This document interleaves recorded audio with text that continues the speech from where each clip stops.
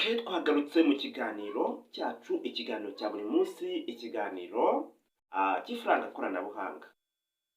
Kuri uyu munsi turaganira kuri Pi Network, ariko tuze no kugaruka ku bantu mwagerageje kwiga. Iki kiganiro ndaza kugihuza kugira ngo nawe usobanukirwe neza iri faranga rya Pi Network. Iki kiganiro nuza kugikurikirana neza kirakujyana no mu buzima busanzwe kugira ngo nawe wifatire umwanzuro hakiri kare. Gerageza rero umurikire, niba uri mu Rwanda ukaba uri Burundi, aho uherereye hose kurikira kino kiganiro kuko ni icya Pi Network, ariko kiraza no gushyira mu bundi buzima ubashe gutekereza byimbitse. Hanyuma rero turi mu kiganiro cya Pi Network, aho iri faranga ryanditse amateka rikavugisha isi muri rusange, aho amakampani akomeye yinjiye mu mushinga wa Pi Network, abantu bize bakomeye bakaza mu mushinga wa Pi Network, ingeri zose zikaba zimayininga ino faranga rya Pi Network. Aha rero ndagira ngo ugerageze wanarize neza kugira ngo nawe ukurikiye kino kiganiro neza, kugira ngo usobanukirwe ibya Pi Network ndetse n'icyiciro uhita uyishyiramo kuri uyu munsi. Hanyuma rero Pi Network ni ifaranga ryatangiye mu mwaka w'ibihumbi 2019, aho ryarije kuzamura isi muri rusange, ndetse rikaba n'ifaranga bifuza yuko ryaba ifaranga ry'isi yose.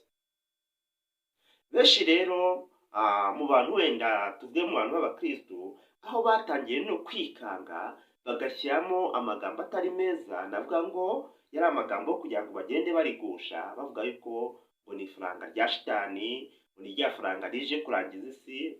Murabizi ibyagiye biba kuri iri faranga rya Pi Network.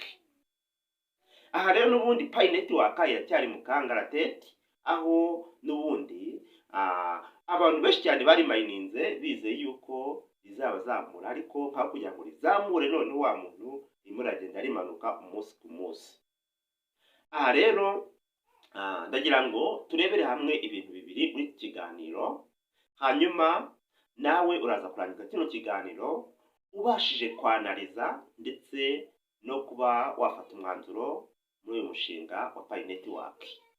Si ibyo byonyine, turaza no kurebera hamwe mu buzima busanzwe uburyo ki ukwiye kwitwara mu kintu kugira ngo nawe ukibyaze inyungu. Yes, mbahaye ikaze rero mu kiganiro aho muherereye hose. Niba uri mu Rwanda, hanze y'u Rwanda, Kenya, Uganda, United States, Indian, aho muherereye hose mwumve yuko mbahaye ikaze mu kiganiro cya Pi Mining TV. Pi Mining TV rero ni umuyoboro ubagezaho ibiganiro bitandukanye bya cryptocurrency byo gukorera ifaranga online. Hanyuma rero niba uri mushyashya aho uherereye hose, n'ubundi jya wibuka gukanda subscribe, hanyuma ukaye no kunzogera kugira ngo nawe ibiganiro bya Pi Mining TV igihe cyose bijye bikugeraho. Yes, nawe rero wamaze gukanda subscribe, jya wibuka gukanda like, my friend, jya wibuka gukanda like, nurangiza ukande no kunzogera kugira ngo natwe tubone imbaraga z'ikiganiro. Nurangiza rero siga igitekerezo cyawe muri comment, hanyuma utubwire ngo bimeze gutya, inyunganizi ko turi hano kugira ngo dufatanye. Yes, mbahaye ikaze rero. Kuri uyu munsi tugiye kuganira n'ubundi ku kiganiro cyiza cyane, ikiganiro kirebana na Pi Network, ndetse tugihuze n'abantu bagerageje kwinjira muri mushinga wa Pi Network. Murabizi neza yuko rero Pi Network ni ifaranga ubu ngubu ry'abakire gusa. Uriya nugerageza ukinjiramo ukareba neza, urasanga rino faranga ryaramayininzwe cyane cyane n'umuntu ukomeye. Yes, buriya iri faranga ryamayininzwe n'abantu benshi cyane bize cyane. Abantu bize urasanga aribo bamayininze payi. Aha hantu nimvuga gutyo turaza kwanaliza, niyo mpamvu nabwiye ngo iki kiganiro tugiye kwiga turakiga ariko tugishyire no mu buzima busanzwe kugira ngo buri muntu wese asobanukirwe neza iby'iri faranga kuri moto mayiningi. Okay, hanyuma rero murabizi yuko Pi Network twayimayininze tuzi yuko ari faranga igiye kuzamura umuntu wese aho aherereye hose, ndetse abenshi cyane bumvaga yuko batazatura no mu bihugu baherereyemo. Abenshi bumvaga ko bazashinga amakampani, ibigo by'imari, amavuriro gutyo n'ibindi byinshi cyane babikesheje ifaranga rya Pi Network. Ariko nanone nkagaruka mvuga ati buriya hari ibintu bibiri bituma ifaranga ryacu ritazamuka. Kuba ryaramayininzwe n'abantu benshi cyane bize. Kuba rino faranga ryaramayininzwe n'abantu benshi cyane bize nabyo birimo impact. Kubera iki rero? Buriya uzarebe umuntu wese wize yagiye muri business, aranaliza. Kandi nanone umuntu wize akeneye inyungu yihuta cyane, iza byihuse cyane. Ariko buriya uzarebe ikintu winjiyemo utarigeze wiga n'umunsi n'umwe, icyo kintu kizamuka. Ikintu cyose ugiyemo utigeze uvuga ngo reka mpangire time management, wenda mvuge ati kuva uyu munsi kugeza wenda mu kwezi kuri imbere ndaba mbonyeho wenda 100,000. Abo bikorwa n'abantu bize. Aha rero n'ubundi Pi Network mpamvu benshi cyane barimo bayifata nk'ari scam, yamayininzwe n'abantu benshi cyane bize b'abanyabwenge, aho bayijajinga, bakayimanaginga, bakayipangira imipango. Kandi buriya mwibuke yuko iri faranga naryo ku bantu bayiteguye nabo ari abanyabwenge. Ibi rero niyo mpamvu rero twavuga ngo Pi ni ifaranga ryiza ariko ryahuriwemo n'abantu b'abanyabwenge gusa. Buriya tuza kugira nk'amahirwe abantu batize bakaba aribo bamayininga kenshi cyane iri faranga rya Pi, nta kibazo ryari kugira, nta nubwo ryari guhungabana cyane. Nta nubwo ryari guhungabana kuko buriya umuntu utize aravuga ati bizaza. Ariko twebwe twize turavuga ati nyamara bavuze yuko Pi Network izarocinga muri ukwezi wenda kwa 10 n'urugero,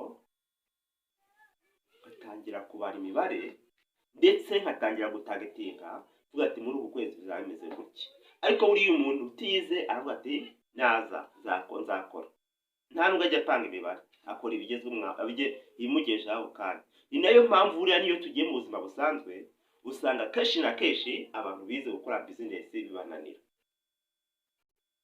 Yes, usanga bibananira kubera iki? Bo bashyiramo imibare myinshi cyane, bakagerageza kugira ngo bashake ibyunguka vuba kubera yuko bakoresheje imibare myinshi. Niyo mpamvu rero navuga ngo iri faranga rya Pi kuba rikomeje kugenda usanga benshi cyane bavuga ngo ni scam, yaterwa nuko ryamayininzwe n'abantu benshi cyane b'abanyabwenge. Buriya bagenda bakashakisha, bakavumbura, bakagira gute kugira ngo nabo bagire komedi kuri iri faranga. Okay, hanyuma rero navuga ngo Pi Network nk'uko bisanzwe, Pi Network ni ifaranga ryari rije cyangwa ni ifaranga ryaziye kugira ngo rikore ku isi hose. Kuko nuva hano ukajya mu Bushinwa ukaba ufite Pi yawe kuri available balance, uzahaha nta kibazo. Nuva hano ukajya muri Amerika ukaba ufite Pi yawe kuri available balance, uzahaha. Aho uzagera hose ufite Pi yawe, no problem. Urumva rero ni ifaranga ryaje rije guhindura byinshi cyane, nubwo rikomeje kugenda rigwa mu kangaratete rimanuka cyane, ariko ibyo navuga ngo ntibibace intege. Tugerageze tube twarize, ariko nanone twe gushyiramo imibare myinshi cyane. Buriya murabizi yuko ikintu ugiye kukibarira kenshi cyane kirapfa. Mugerageze tube nk'abantu nyine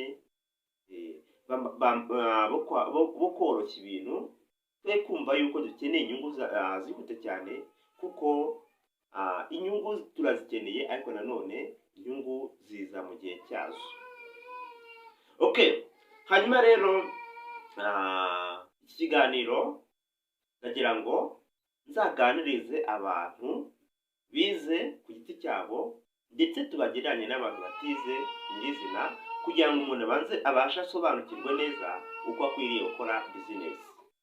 Yes, ndabashimiye rero, hanyuma bararikiye kugira ngo tuzaze tuganire kuri kiganiro cy'abantu bize n'abantu batize muri business.